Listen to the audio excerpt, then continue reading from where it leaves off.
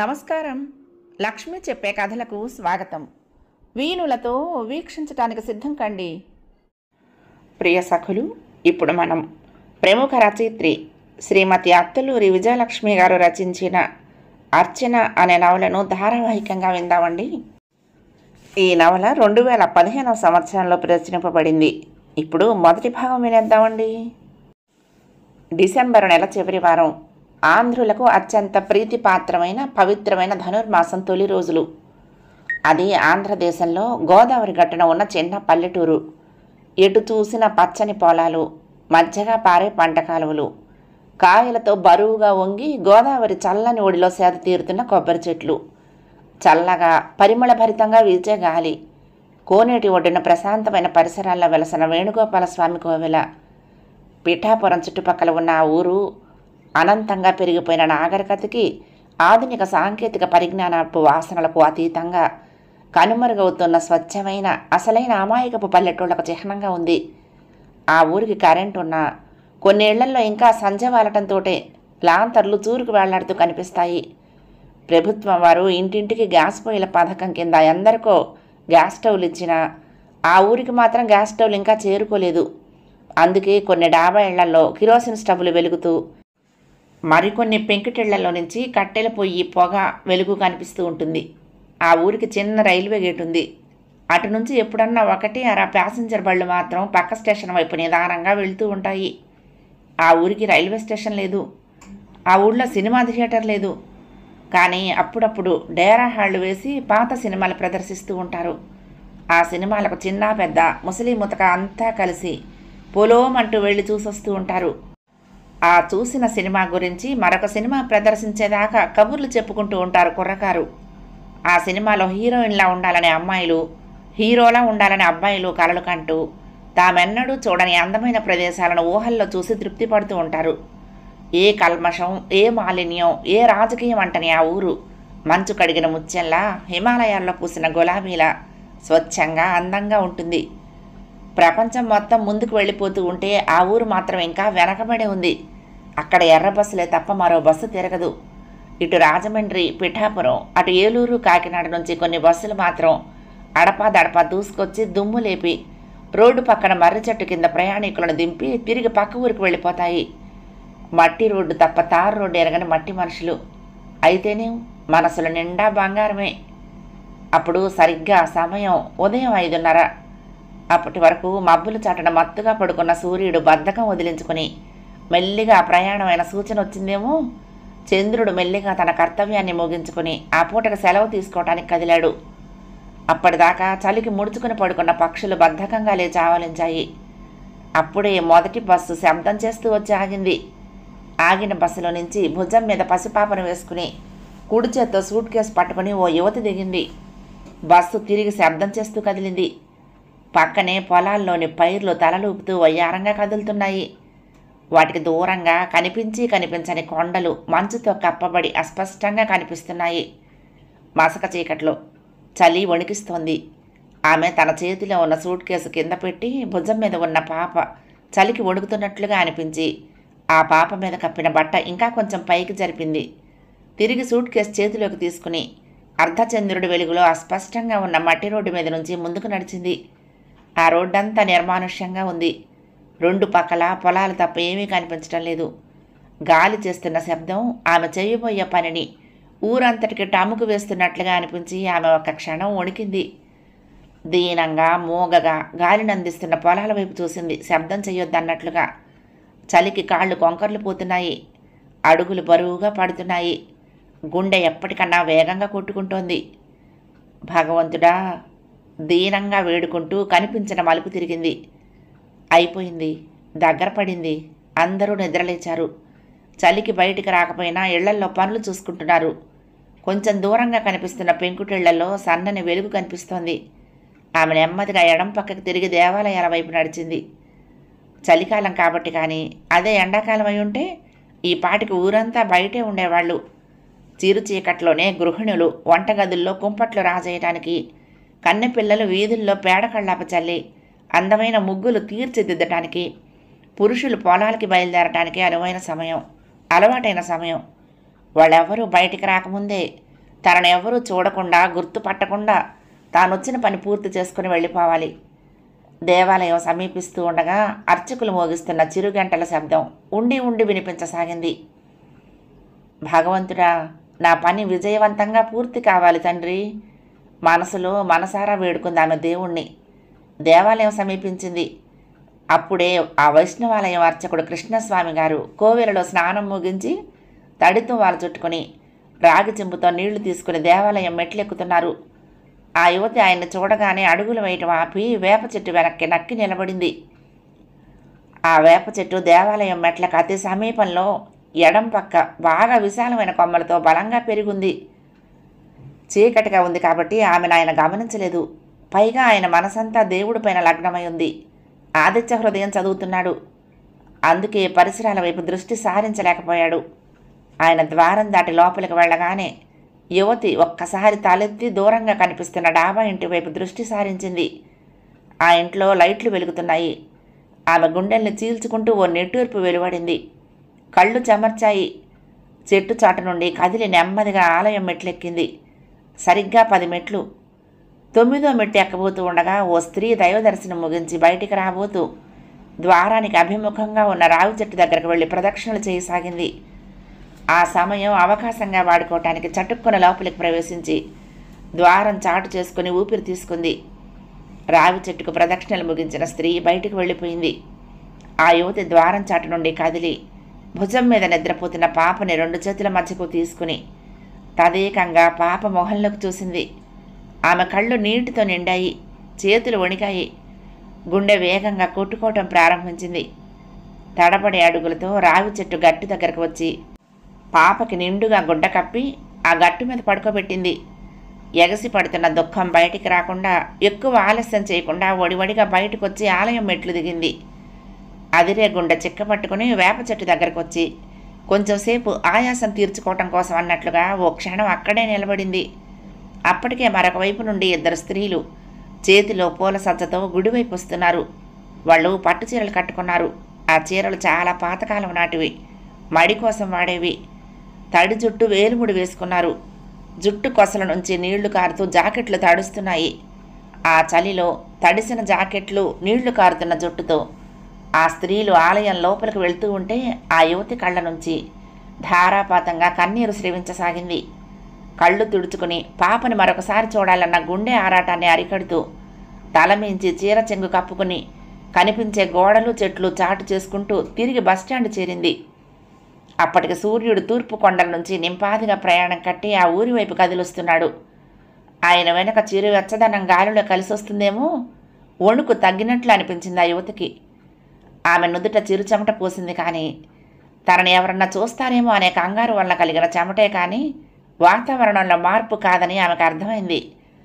అప్పటికే చాలామంది పొలాల వైపు రావటం, కొందరు చెంబు తీసుకుని ఊరి బయటకు బయలుదేరటంతో తననెవరన్నా గుర్తుపడతారేమోననే ఆమె గజగజలాడుతూ బస్టాండ్లో ఓ మూల పైకప్పు కూలిపోయి విరిగిపోయిన ఇటుకలతో నిండిన ఒక పాత ఇంటి గోడ వెనక నక్కి కూర్చుంది మరొక బస్సు కోసం ఎదురు చూస్తూ. అప్పుడే తాయారమ్మ పూజ ముగించి నీళ్లు కారుతున్న పెద్ద జుట్టు వేలిముడి విప్పి జుట్టు చిక్కుల్లో దాగిన కుంకుడుగాయ తొక్కలు దులుపుతూ వీధి వాకిట్లోకి వచ్చింది. నీలవేణి 13 చుక్కల ముగ్గు వేయటం ముగించి పాత చాటలో గొబ్బెమ్మలు తీసుకొస్తోంది. పెరట్లోంచి తాయారమ్మ గారిని చూసి చిరునవ్వుతా అంది. పెద్దమ్మగారు పూజ అయిందా? ప్రసాదం పెడతారా? ఇలా అయ్యగారి ప్రసాదం పులిహార, అమ్మగారి ప్రసాదం చక్కెర పొంగలా అడిగింది ముగ్గు మధ్యలో పసుపు కుంకుమలు బంతిపూలతో అలంకరించిన గొబ్బెమ్మలు పెడుతూ. తెల్లవారని ఏమిటే ప్రసాదానికి? నవ్వుతూ వేళ్లతో జుట్టు చిక్కులు విడదీయసాగింది తాయారమ్మ. నీలవేణి గొబ్బెమ్మలు తీర్చిదిద్దట ముగించి బంతిపూల రెక్కలు చల్లుతూ, ఈ ధనుర్మాసం అంతా ప్రసాదంతోటేగా పెద్దమ్మగారు గడిచేది అంది. ఆవిడ నీలవేణి వైపు నడిచి కొన్ని రెక్కలు చేతిలోకి తీసుకుని తను గొబ్బెమ్మలపైన చల్లింది. ఆడపిల్లలు లేక కొంతకాలం అసలు గొబ్బెమ్మలు పెట్టలేదే నీలవేణి. కోడలు వచ్చాక పెడుతుందనుకుంటే ఆ కోడలు పట్నం పెళ్ళైపోయింది. ఏడాది అవుతోంది కొడుకు కోడలు ఇక్కడికొచ్చి. ఎన్నిసార్లు రమ్మని ఉత్తరాలు రాసినా సెలవు దొరకటం లేదమ్మా అంటూ రావటమే లేదు. ఏమిటో ఉన్న ఒక్క కొడుకు కోడలు దూరంగా ఉంటుంటే మనసుకి ఏమీ శాంతిగా లేదే. ఈ వయసులో మాకు తోడుగా ఉందామనే కాబోలు ఆ విష్ణుమూర్తి దయతలిచి నిన్ను పంపించాడు. మళ్ళీ మా లోగిలి కళకళలాడుతోంది అన్నదావిడ. నీలవేణి చేట అరుగు మీద పెట్టి పక్కనే ఉన్న సిమెంట్ తొట్టిలో నుంచి నీళ్లు తీసుకుని చేయి కడుక్కుంది. నడుం చుట్టూ దోపిన ఓణి తీసుకుని చెంగుతో చేయి తుడుచుకుంటూ వచ్చి తాయారమ్మ చేతిలోంచి ఆవిడ జుట్టు అందుకుని వెనక్కేసి మృదువుగా చిక్కులు తీస్తూ అంది. కులం గోత్రం లేని ఈ అనాథని సొంత బిడ్డలా ఆదరించే తల్లి ఎవరుంటారు పెద్దమ్మ? మీరు ఆదరించారు కాబట్టి ఊరంతా ఆదరిస్తోంది. లేకపోతే నాకు గోదావరి తల్లేగా గతి. అంత మాట అనకే నీలవేణి. ఎక్కడి నుంచి వచ్చావో ఊరికే ఆడబడుచువయ్యావు. అంతా నీ మంచితనం తల్లి. నీలో మంచితనము అణుకువ లేకపోయి ఉంటే నిన్నెవరు ఆదరించేవాళ్ళు ఈ పల్లెటూళ్ళలో? అయినా మన ఊళ్ళో ఏ ఉన్నా లేకపోయినా మానవత్వం మాత్రం పుష్కలంగా ఉంది. అందుకే మన గోదావరి నీళ్లు తీయగా ఉంటాయి. మన ఊరి గాలి స్వచ్ఛంగా ఉంటుంది అంది. దాదాపు 7 నెలల క్రితం గోదావరి ఒడ్డుకు కొట్టుకొచ్చింది నీలవేణి. ఉదయాన్నే స్నానానికి వెళ్లిన కృష్ణస్వామి గారి పాదాల దగ్గర స్పృహలేని స్థితిలో వచ్చి పడింది. వయసులో ఉన్న ఆడపిల్లని ఆ స్థితిలో చూసిన కృష్ణస్వామి గారు అప్పటికప్పుడు ఊరందరిని పిలిపించి ఆ పిల్ల తాగిన నీళ్లు కక్కించి ప్రథమ చికిత్స చేసి తన ఇంట్లో ఆశ్రయం ఇచ్చారు. తనకెవరూ లేరని, వరదల్లో ఇల్లు, తల్లి, తండ్రి, తమ్ముడు, చెల్లెలు కొట్టుకుపోయారని చెప్పింది నీలవేణి. ఆ పిల్ల అణుకువ, మంచితనం, పనితనం, ఊరందరికీ సాయం చేసే సద్గుణం ఆమెను ఆ ఊరికి ఆడపడుచుని చేశాయి. తాయారమ్మ గారు, తాయారమ్మ గారండి! ఆ పిలుపుకు ఉలిక్కిపడిన తాయారమ్మ నీలవేణి చేతుల్లో నుంచి జుట్టు విడిపించుకుని చివ్వును వెనక్కు తిరిగింది. నుదుట కుంకుమ బొట్లతో, జుట్టు నుంచి కారిన నీళ్లతో తడిసిన జాకెట్లతో, నలిగిన పట్టుచీరలతో మొహం నిండా గాభరా నిండి ఉండగా పరిగెత్తుకుని వస్తున్నారు వెంకటలక్ష్మి, ఆండాళ్ళు. ఆండాళ్ళు చేతిలో పొత్తిళ్లల్లో ఉన్న పసిపాప, వెంకటలక్ష్మి చేతుల్లో అరటి దప్పల్లో చక్కెర పొంగలి. నీలవేణి పరిగెత్తుకుని వెళ్ళి ఆండాళ్ళమ్మ చేతుల్లో ఉన్న పాపను అందుకుంది. ఎవరి బంగారు తల్లి చిన్నమ్మగారు అంది పాప మొహం చూసి మురిసిపోతూ. ఆండాళ్ళు కాంగారు అణుచుకోవటానికి అన్నట్టుగా అరుగు మీద కూలబడి, ఎవరో గుళ్ళో రావు చెట్టు కింద ఈ పాపను వదిలేసి వెళ్లారు. మేము గుళ్ళోకి అడుగు పెడుతూనే కనిపించింది. తాయారమ్మ భయంగా చూసింది. ఈ పాపను వదిలిపెట్టి వెళ్ళారా? ఎవరు? తెలీదు. తెలిస్తే దాన్ని తాట ఒలిచేవాళ్ళం కాదు అంది వెంకటలక్ష్మి. మన ఊళ్ళో ఇట్లాంటి పనులు చేసేవాళ్ళు ఎవరున్నారు? మన ఊరి వాళ్ళు కాదు. పొద్దున్నే వచ్చిన ఫస్ట్ బస్సులో నుంచి ఎవరో అమ్మాయి దిగిందని, ఆ అమ్మాయి చేతిలో పాప ఉందని మన సూరయ్య చెప్పాడు అంది ఆండాళ్ళు. అలాగా? ఏడివాడు? వస్తున్నాడు. వెనకాల పూజారి గారు ఆ అమ్మాయి ఎక్కడుందో వెతకమని పంపించారు. ఇది ఎంత పెద్ద ఊరని, ఏ బస్టాండ్లోనే ఉంటుంది, వెళ్ళి లాక్కురమ్మన్నారు. అది కాదే, చూసినవాడు ఆ అమ్మాయి ఎవరింటికి వెళ్తుందో, ఎక్కడి నుంచి వచ్చిందో ఎందుకు అడగలేదు? వాడు కడుపులో గాబరాగా ఉండి తొందరగా పరిగెడుతూ ఉంటే కనిపించిందిట. సరేలే, ఎవరింటికో తర్వాత తెలుస్తుంది కదా అని అనుకున్నట్ట. మన ఊళ్ళో ఇంత ఘోరం జరిగితే ఎవరికి తెలియకపోవటం ఏంటమ్మగారు? అందరం ఎప్పుడో నిద్రలు లేచి పనులు చూసుకుంటున్నాం కదా. ఆశ్చర్యంగా ఉంది. పొరుగురు నుండి ఎవరో రావటం ఏంటి? ఈ పిల్ల ముండను గుళ్ళో వదిలేసి పోవటం ఏంటి అంది వెంకటలక్ష్మి. ఈ మధ్యన ఆడపిల్లలు పుడితే ఇట్టాగే వదిలేస్తున్నారంటగా. ఏ పిల్లయితే మాత్రం వదిలేయటానికి మనసట్ట ఒప్పుద్దు అంటూ పాపను ముద్దాడుతున్న నీలవేణి చేతికి తడిగా తగిలింది. అయ్యయ్యో, బట్టలు తడిపేసింది అంటూ పాపకు కట్టిన లంగోటి విప్పింది. అమ్మగారు, పాప కాదు బాబు అంది గట్టిగా. అందరి దృష్టి బాబు మీద పడింది. ఇంతలో కిర్రు చెప్పుల శబ్దం విని తల పైకెత్తి చూసిన ఆండాళ్ళు, అడుగో సూరయ్య వస్తున్నాడు అంది. నలుగురు సూరయ్య వస్తున్న వైపు చూశారు. ముందు సూరయ్య, అతని వెనకాల కృష్ణస్వామి గారు వస్తున్నారు. ఏరా, దొరికిందా అడిగింది వెంకటలక్ష్మి. వాడు మాట్లాడకుండా కృష్ణస్వామి గారి వైపు చూశాడు. అందరి కళ్ళు ఆయన వైపు తిరిగాయి. ఆయన మొహం గంభీరంగా ఉంది. ఆయన మొహం చూసిన వాళ్ళెవ్వరికీ ఇంకా వివరాలు అడిగే ధైర్యం చాలలేదు. ఆయన మౌనంగా లోపలికి వెళ్ళిపోయారు. ఆడవాళ్ళంతా మొహమొహాలు చూసుకున్నారు. ఏమైందిరా? తాయారమ్మ కొంచెం కలవరంగా అడిగింది. సూరయ్య ఏం మాట్లాడకుండా వెనక్కు తిరిగి వీధి అరుగు మీదకి వెళ్ళి కూర్చున్నాడు. ఆండాళ్ళు అయోమయంగా అంది. ఇప్పుడు వీడిని ఏం చేద్దాం? నే పెంచుకుంటాను అమ్మగారు నీలవేణి మురిపంగా అంది. శ్రీరామచంద్రుల్లా ఉన్నాడు, నేను పెంచుకుంటాను. అదేమిటి, పెళ్ళి పెటాకు లేకుండా పిల్లాన్ని పెంచుకుంటే పరుగు పోదు? నీకు మళ్ళీ పెళ్ళి అవుతుందా? వెంకటలక్ష్మి విస్తుపోతూ అంది. కాకపోతే పోనేండి, ఈ అనాథని ఎవరు పెళ్ళాడతారు? ఎట్టాగా నాకు పెళ్లి కాదు, వీడిని పెంచుకుంటాను, వీడు అనాథ కాకూడదు అంటూ బాబుని గుండెలకు హత్తుకుంది. వెంకటలక్ష్మి ఆండళ్ల మనసు ద్రవించిపోయింది. ఎంత మంచి మనసే నీది, ఆ వేణుగోపాలుడు చల్లగా చూడాలి నిన్ను అంటూ తాయారమ్మ దగ్గర సెలవు తీసుకుని వెళ్ళిపోయారు. తాయారమ్మకు అంత అయోమయంగా అనిపించింది. భర్త అలా గంభీరంగా ఎందుకున్నాడు, సూరయ్య మౌనంగా ఎందుకున్నాడు, ఉదయాన్నే నిద్రలేస్తూనే ఈ బాబు ఎవరో గుమ్మంలోకి రావటం అంత గందరగోళంగా ఉంది. నీలవేణి బాబుని తీసుకుని పెరటి వైపు వెళ్ళిపోయింది. తాయారమ్మ నెమ్మదిగా లోపలికి వెళ్ళింది. కృష్ణస్వామి హాల్లో ఉన్న దివాన్ మీద కుడి చెయ్యి కళ్ళ మీద అడ్డంగా పెట్టుకుని ఎడం చెయ్యి పొట్ట మీద పెట్టుకుని పడుకున్నారు. తాయారమ్మ ఆయనకు సమీపంగా నడిచింది. ఏమండి, నెమ్మదిగా పిలిచింది. 2 సార్లు పిలిచాక ఆయన చెయ్యి అడ్డం తీసి కళ్ళు తెరిచాడు. ఏం జరిగింది అడిగింది. ఆవిడ మనసు ఏదో కీడును శంకించసాగింది. ఆయన మౌనంగా లేచి కూర్చున్నాడు. దిండు కింద పెట్టిన కాగితం మడత తీసి అందించాడు. ఏంటిది అడిగింది ఆవిడ వణుకుతున్న స్వరంతో. చదువు గంభీరంగా అన్నాడాయన. ఆవిడ కళ్ళు కాగితం మీద ఉన్న అక్షరాల వైపుకి పరిగెత్తాయి. పూజ్యులైన కృష్ణస్వామి గారికి పరమ పవిత్రమైన సంప్రదాయబద్ధమైన మీ ఇంటి కోడలిగా, బుద్ధిమంతుడైన మీ కుమారుడు వేణు భార్యగా ఎంతో గౌరవంగా బ్రతకాల్సిన దాన్ని నా జీవితం గాడి తప్పింది. నాకు ఈ బతుకు మీద మమకారం లేదు, అస్సలు బతకాలని లేదు. కానీ నా కడుపులో ఊపిరి పోసుకున్న బాబు నా బాధ్యతను గుర్తు చేశాడు. అందుకే ఈ 9 నెలలు ఒంటరిగా జీవితంతో పోరాడి మీ మనవడిని వేణు కొడుకుని భూమి మీద పడేయటానికి ఎంతో కష్టపడ్డాను. విధాత నా నుదుట రాసిన రాత వీడి నుదుట నేను రాయటం నాకు ఇష్టం లేదు. అందుకే వీడిని మీకు వదిలి వెళ్ళిపోతున్నాను. నా జీవితాన్ని ఎలా గడిపినా ఎలా ముగించినా మీ వంశాంకురమైన బాబుని మీకే అప్పగించి వెళ్ళిపోతున్నాను. వీడు మీ మనవడు, ఇక నుంచి వీడి బాధ్యత మీదే. ఇంతకాలం తర్వాత వేణుని కలవాలని, ఇడుగో నీ కొడుకు అంటూ వీడిని తనకు అప్పగించాలని నేను అనుకోవటం లేదు. వేణుని కలిసే శక్తి కూడా నాకు లేదు. అందుకే నేను మీ వంశం నుండి నిష్క్రమిస్తున్నాను. అత్తయ్య గారికి నా పాదాభివందనాలు. సెలవు. అర్చన. ఆ కాగితం అలాగే 2 చేతుల్లో పట్టుకుని కింద కూలబడిపోయి వెక్కి వెక్కి ఏడవసాగింది తాయారమ్మ.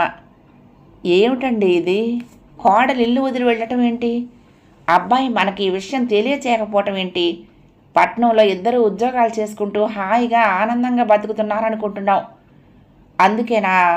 అందుకేనేమో వాడు ప్రతి ఉత్తరంలో సెలవు దొరకటం లేదమ్మా, రావటానికి కుదరదు, క్షమించు అంటూ రాస్తున్నాడు. భగవంతుడా, ఏమిటి ఇలా చేశావు, కోడలు ఎందుకు ఇలా చేసింది, ఏం జరిగి ఉంటుందండి వాళ్ళ మధ్య, కనీసం మాకు మాట మాత్రమేనా చెప్పకుండా పెళ్లి చేసుకొని తీసుకొచ్చిన లక్ష్మీదేవి లాంటి పిల్ల ఇంటి కోడలైందని మురిసిపోయి ఆదరించామే, అందుకేనా మాకు శిక్ష. ఆవిడ వెక్కిళ్ల మధ్య తన ఆవేదనను వెళ్ళబోసుకుంటూ ఉంటే మౌనంగా వింటున్న కృష్ణస్వామి కొంతసేపటికి స్వరం విప్పాడు. తాయారు, ఆయన స్వరం గంభీరంగా పలికింది. నెమ్మదిగా కర్తవ్యం ఆలోచించు. తరతరాలుగా ఈ ఊళ్ళో మనం కాపాడుకుంటూ వస్తున్న పరువు ప్రతిష్టలు ఈ పసివాడి రాకతో మంట కలిసిపోకుండా, అలాగని ఈ పసివాడికి మన వలన అన్యాయం జరగకుండా ఏం చెయ్యాలో ఎలా చెయ్యాలో ఆలోచించు. నేను ఈరోజు హైదరాబాద్ వెళ్తాను, అబ్బాయిని కలుస్తాను. అసలు ఏం జరిగిందో, అమ్మాయి ఇల్లు వదిలి ఎందుకు వెళ్ళిందో, వాడు మనకి ఈ విషయం తెలియపరచకుండా ఒక్కడే కుమిలిపోవటానికి కారణం ఏమిటో అంతా తెలుసుకుని వస్తాను. ఆ పసివాడి గురించి ఈ ఊరి జనానికి మన బంధువులకు తెలియకుండా జాగ్రత్త పడే బాధ్యత నీది. ఈ విషయం నీకు నాకు సూరయ్యకు తప్ప ఇంకెవ్వరికి తెలియకూడదు అంటూ ఆవిడ చేతిలో ఉన్న కాగితం పరపరా చింపి మూలకు విసిరేసి దివాన్ మీద నుండి లేచి మరొకసారి స్నానం చేయటానికి పెరట్లో ఉన్న నుయ్యి దగ్గరికి నడిచాడు. తాయారమ్మ మాత్రం ఒంట్లోని శక్తి అంతా హరించుకుపోయినట్లుగా నిస్తేజంగా అలా పడి ఉండి నిశ్శబ్దంగా కన్నీరు కార్చసాగింది. ఏలూరు వెళ్తున్న బస్సులో కూలబడింది అర్చన. అప్పటిదాకా ఒగ్గబెట్టుకున్న ప్రాణం కొంచెం తెరిపిన పడింది. ఎవరూ తనను చూడకూడదనుకుంది. అందుకోసం ఎంతో సాహసం చేసింది. కానీ సూరయ్య చూడనే చూశాడు. సూరయ్య చూశాడంటే తప్పకుండా పెద్దవాళ్ళిద్దరికీ తను వచ్చి వెళ్ళినట్లు తెలుస్తుంది. ఆపాదమస్తకం వణికింది. కొంపతీసి సూరయ్య ఈ బస్సు వెనకాల మరొక బస్సు పట్టుకొని రావటం లేదు కదా. అమ్మాయి గారు అంటూ సూరయ్య పిలిచిన పిలుపు చెవుల్లో ప్రతిధ్వనిస్తోంది. భయంతో వణికిపోతోంది. సూరయ్య చూశాడు. కేవలం అత్తగారికి మామగారికి మాత్రమే తెలియాలి అనుకున్న రహస్యం ఊళ్ళో అందరికీ తెలిసిపోతుంది. ఎలా? ఇప్పుడెలా? ఆ ఊళ్ళో వాళ్ళిద్దరూ ఎలా తలెత్తుకు తిరగలరు? వైష్ణవాలయం పూజారి కృష్ణస్వామి గారంటే ఊరి వారందరికీ ఎంతో గౌరవం, మరెంతో అభిమానం. పవిత్రతకు పరమనిష్టకు మారుపేరైన కృష్ణస్వామి గారు ఇవాళ తన వలన ఎంతటి అవమానాన్ని ఎదుర్కోవాలో కదా. కృష్ణస్వామి గారి కోడలు పిల్లవాడిని కానీ ఊళ్ళో వదిలేసి వెళ్ళిపోయింది అని ఈ పాటికి ఊరంతా గుప్పమని ఉంటుంది. చచ్చిపోయిందనుకున్న కోడలు తిరిగి రావటం ఏంటి? పిల్లవాడిని వదిలేయటం ఏమిటి? ఇంతకాలం ఎక్కడ తిరిగిందో ఆ దిక్కుమాలిన పిల్లాడిని ఎవరికి కనదో అనుకుంటారు కదా. అర్చన నిలువునా వణికిపోయింది. తప్పకుండా జనమంతా తనను అసహించుకుంటారు. మామగారిని అత్తగారిని ప్రశ్నల బాణాలతో గుచ్చి చంపుతారు. వాళ్లను చూసి నవ్వుతారు. అబ్బా ఎంత గొప్ప కోడలు అని హేళన చేస్తారు. ఉన్నతమైన కుటుంబానికి కోడలైన తాను వాళ్ళకి ఎలాంటి స్థితి తెచ్చిపెట్టింది?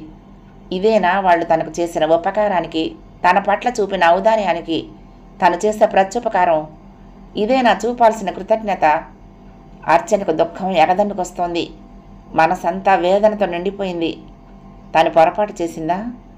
ఖచ్చితంగా ఇది పొరపాటే, కానీ చేయక తప్పలేదు. పాపం పెద్దవాళ్ళు. కొడుకు తమను సంప్రదించకుండా, తమతో ఒక్క మాట కూడా చెప్పకుండా పెళ్లి చేసుకుని నేరుగా వాళ్ళ ఆశీర్వాదం కోసం వెళ్ళినా ఏమాత్రం కోపం తెచ్చుకోకుండా తనను ఎంతో ఆదరించారు. బాగా చదువుకుని ఉన్నత స్థానానికి ఎదుగుతాడని ఆశలు పెట్టుకున్న కొడుకు చదువు అర్ధాంతరంగా ఆపేసి హఠాత్తుగా పెళ్లి చేసుకుని వస్తే ఆవేశపడి అల్లరి చేయకుండా ఎంతో సంస్కారంతో తనని ఇంటి కోడలుగా స్వీకరించారు. నిష్కల్మషమైన ప్రేమ ఆప్యాయతను అందించారు. అలాంటి అత్తగారిని మామగారిని వంచింది. వాళ్ళ స్వచ్ఛమైన ప్రేమను కాలదన్ని. ఛీ! అర్చనకు తన మీద తనకే కోపం వచ్చింది. ఎందుకెళ్ళావు అర్చన? ఏం సాధించావు? అంతరాత్మ నిలబెట్టి ప్రశ్నించినట్లు అనిపించింది. అర్చన కళ్ళ నుంచి కన్నీళ్లు చెంపల మీదకు జారాయి.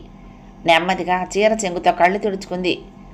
పల్చగా పరుచుకుంటున్న వెలుగు రేఖల మధ్య చల్లని ప్రభాత వేళ మంచి పనులు చేయమంటారు పెద్దలు. తనేం చేసింది? దారుణం చేసింది. ఇంకా కళ్ళు కూడా తెరవని పసివాడిని, తన పేగు తెంచుకు పుట్టిన అమాయకుడిని అనాథలా వదిలేసి వచ్చింది. మావయ్య గారు బాబును స్వీకరించారా? అక్కును చేర్చుకుని ఆదరిస్తారా? నిజంగా వాళ్ళ అబ్బాయి రక్తమేనని, వాళ్ళ వంశాంకురమే అని నమ్ముతారా? అక్రమ సంతానంగా భావించి బాబుని ఏ అనాథాశ్రమంలోనూ వదిలిపెడతారా? తాను అలాంటిది కాదని వాళ్ళని నమ్మించేది ఎలా? నో, బాబు అనాథ కాకూడదు. అర్చనకు వెంటనే బస్సు దిగేయాలనిపించింది. బస్సు చాలా వేగంగా వెళ్తోంది. దారి అస్తవ్యస్తంగా ఉన్న ఎగుడు దిగుళ్లను దాటుకుంటూ ఎత్తెత్తి వేస్తూ వేగంగా వెళ్తోంది.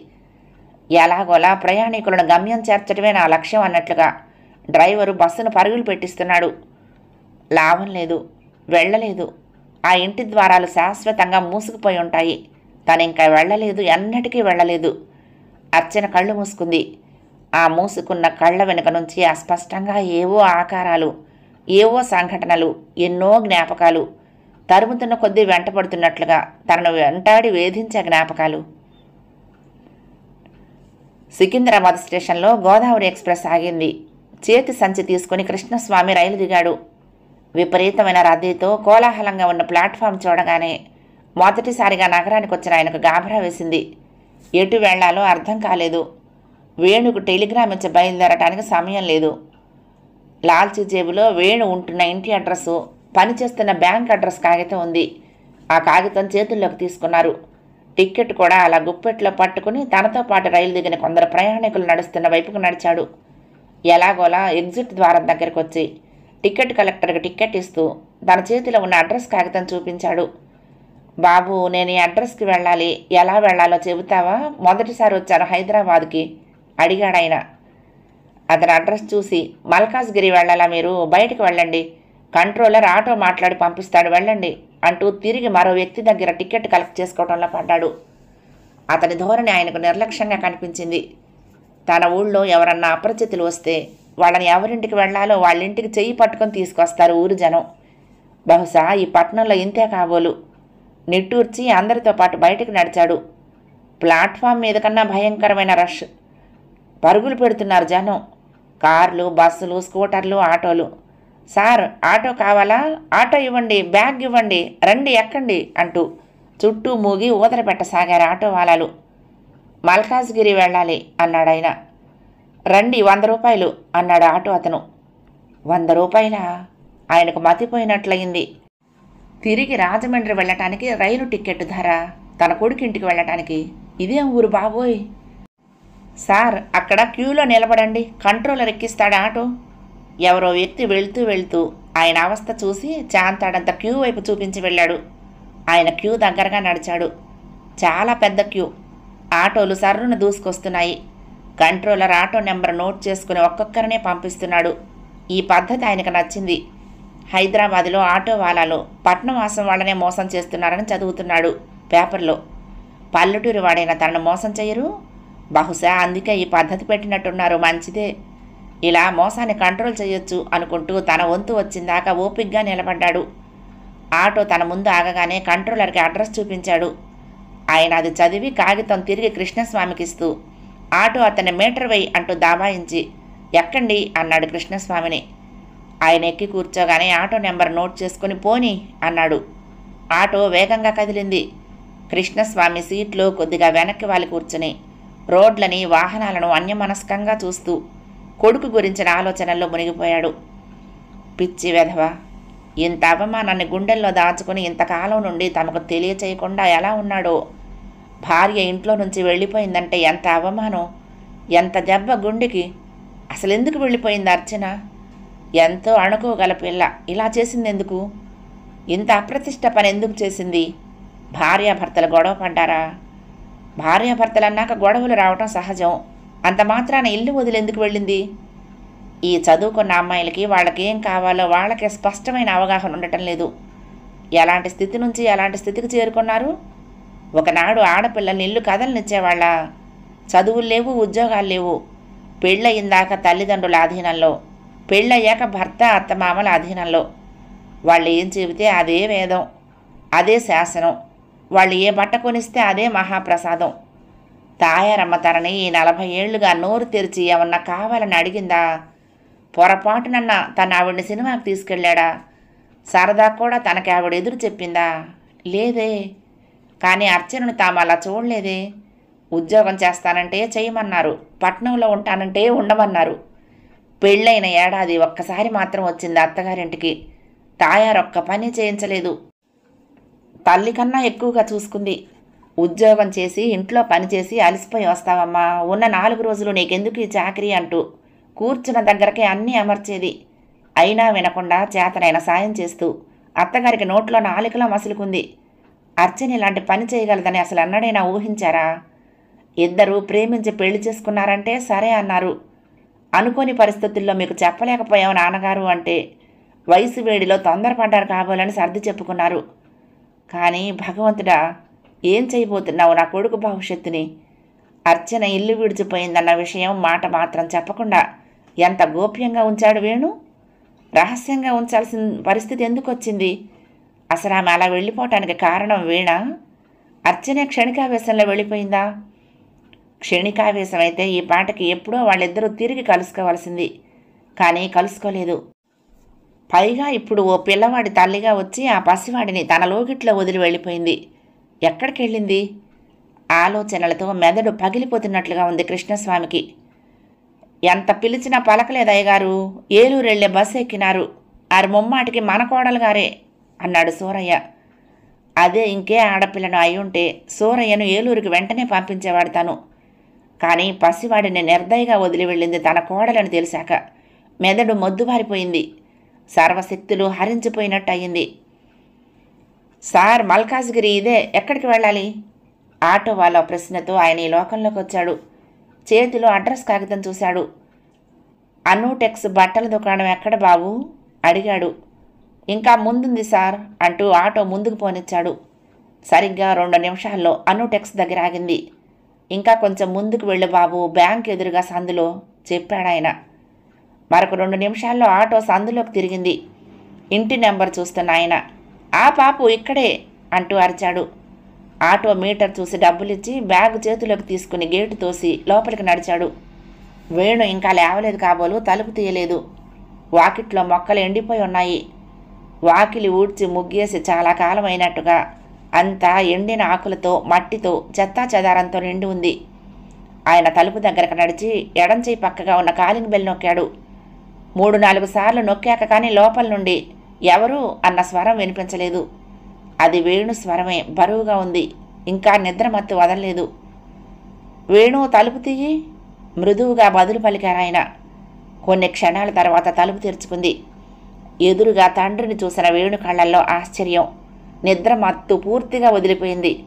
అప్రతిభుడై చూస్తూ, నాన్న మీరు ఇప్పుడు తడబడ్డాడు. లోపలికి రానివ్వవా అడిగాడాయన. వేణు చటుక్కున ఆయన చేతిలో సంచి అందుకుని రండి అంటూ లోపలికి నడిచాడు.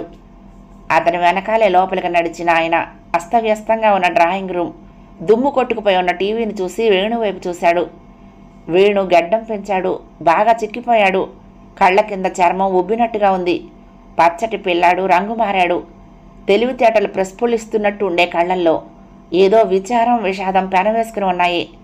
ఆయన చూపులు తట్టుకోలేని వాడిలా చూపు తిప్పుకొని, రండి నాన్న, అదిగో బాత్రూమ్, మొహం కడుక్కోండి, వేడి నీళ్ళు పెడతాను, స్నానం చెద్దురు కానీ అంటూ చేతిలో ఉన్న సంచి అక్కడే ఉన్న అలమరాలో పెట్టాడు. అతని నోటి నుండి చాలా వికారమైన వాసన. కృష్ణస్వామికి కడుపులో తిప్పినట్టు అయ్యింది. తెల్లవారకుండానే గోదారమ్మ ఒడిలో స్నానం ఆచరించి ఆ విష్ణుమూర్తికి అగరబత్తుల ధూపం వేసి కర్పూర హారతులిచ్చి చామంతులు, గులాబులు, మల్లెలు, విరజాజులు, సంపంగులతో పూజిస్తూ ఆ పరిమళాల మధ్య కాలం గడిపే ఆయన వేణు నోట్లో నుండి వచ్చిన వాసనకు తట్టుకోలేకపోయాడు. కోడలేది అడిగాడు తడబడిన స్వరం అదుపులోకి తెచ్చుకుంటూ. వేణు చివ్వును చూశాడు. తిరిగి తల తిప్పుకొని, లేదు నాన్న, బయటికి వెళ్ళింది అన్నాడు.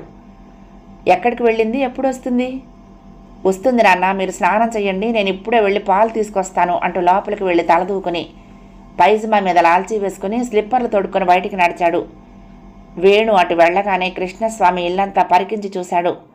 ఒక డ్రాయింగ్ రూమ్, ఒక బెడ్రూమ్, చిన్న వంటగది, దానికే ఎక్స్టెన్షన్లా అమర్చబడిన డైనింగ్ హాల్, బెడ్రూమ్కి అటాచ్డ్ టాయిలెట్, చిన్న వసారా, చుట్టూ ప్రహరీ, బయట మరొక టాయిలెట్. ఇల్లు చిన్నది. భార్య, భర్త, 2 పిల్లలు ఉన్న వాళ్ళు హాయిగా ఆనందంగా ఉండొచ్చు.